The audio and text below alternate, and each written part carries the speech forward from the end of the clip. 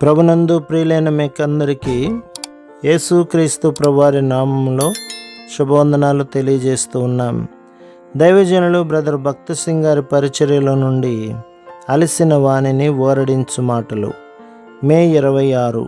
సిలువను గూర్చిన వార్త దేవుని శక్తి. కొరింథీయులకు రాసిన మొదటి పత్రిక 1వ అధ్యాయం 18వ వచనం.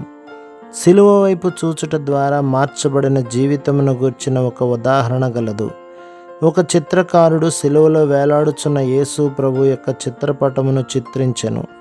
అతడు యూదుడు. అతనికి క్రీస్తునందు విశ్వాసం లేదు.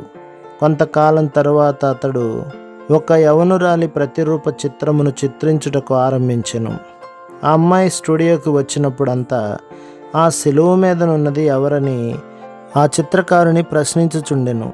ఆ ప్రశ్న అతన్ని కలవరపెట్టుటచే, దానిని గురించి నన్ను తొందర పెట్టకము, ఇప్పుడు నేను నీ చిత్రమును గీయవలెను అనెను. ప్రతి దినము తన చిత్రం కొరకు ఆమె వెళ్ళవలసి వచ్చేది కనుక ఆమె ఆ సిలువపైనున్నదెవరు అని ప్రతి దినం అడుగుచూనే ఉండెను.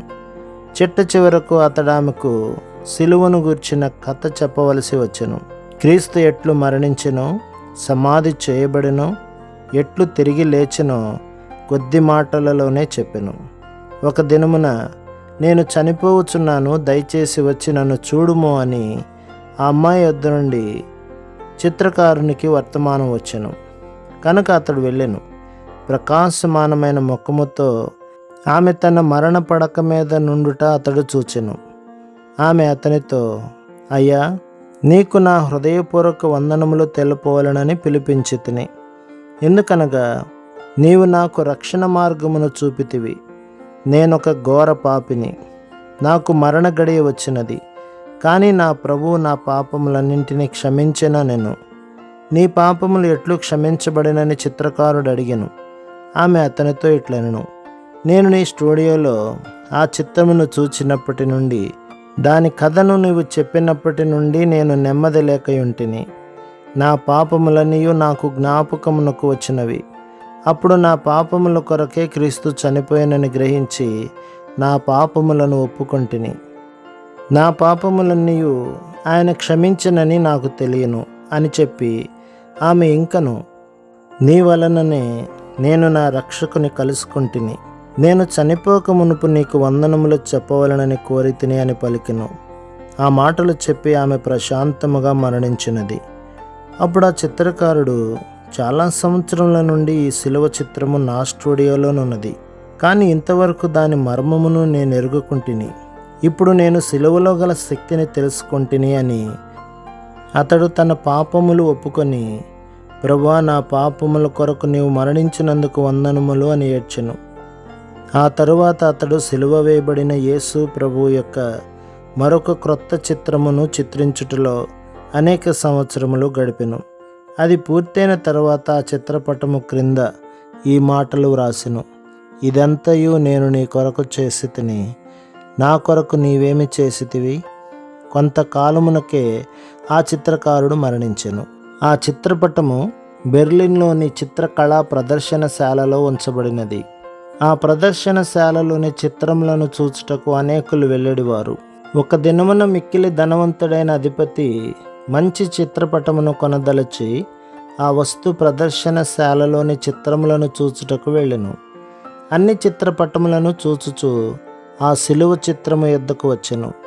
ఇదంతయు నేను నీ కొరకు చేసితిని, నా కొరకు నీవేమి చేసితివి అను మాటలు అతనిని ఆకర్షించెను.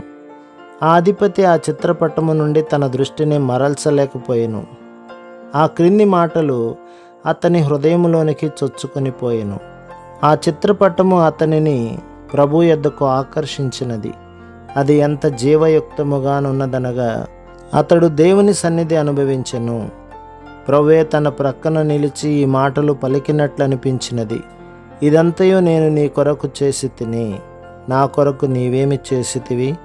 నీ కొరకు నా చేతులలో మేకులు కొట్టబడినవి, నీ కొరకు నా పాదములు చీల్చబడినవి, నీ కొరకు నా వీపు కొరడాలతో కొట్టబడినది, నీ కొరకు నా ముఖముపై ఉమ్మివేయబడినది, నీ కొరకు నా తలపై ముండ్ల కిరీటము పెట్టబడినది. మరి నా కొరకు నీవేమి చేసితివి ఆ అధిపతి ఆ స్థలమును వదలలేకపోయెను. తనలో తాను నా కొరకే అని అనుకొనుచుండెను. అతని పాపములు ఒక్కొక్కటి జ్ఞాపకమునకు వచ్చినవి. ఆయన నా కొరకు మరణించెను అని ఏడ్చెను. కన్నీరు అతని చెక్కిళ్లపై నుండి కారుచుండెను. అక్కడే నిలిచి గంటల కొలది కన్నీరు కార్చుచుండెను. కావలివాడు వచ్చి, అయ్యా, ఆలస్యమగుచున్నది, నేనింటికి వెళ్ళవలెనని పలికెను. ఆ అధిపతి ఆ చిత్రపటమును కొని తన ఇంటికి తీసుకొని పోయెను. ఫలితముగా అతడు తనకున్నదంతయు అమ్మి సువార్త కొరకు ఉపయోగించెను. ప్రభువా, నీవు నా కొరకు ఎంతో చేసితివి, ఇప్పుడు నా సమస్తము నేను నీకిచ్చుచున్నాను అనెను. ఆ విధముగా అతడు మెరేవియన్ మిషన్ స్థాపించెను. అప్పటి నుండి అనేక దేశములలో సువార్త శక్తితో ప్రకటించబడి లక్షలాది ప్రజలు సిలువ వైపు ఆకర్షించబడిరి. ప్రభు మిమ్మును, మీ కుటుంబమును, మీ సంఘమును దీవించి ఆశీర్వదించునుగాక. ఆమేన్.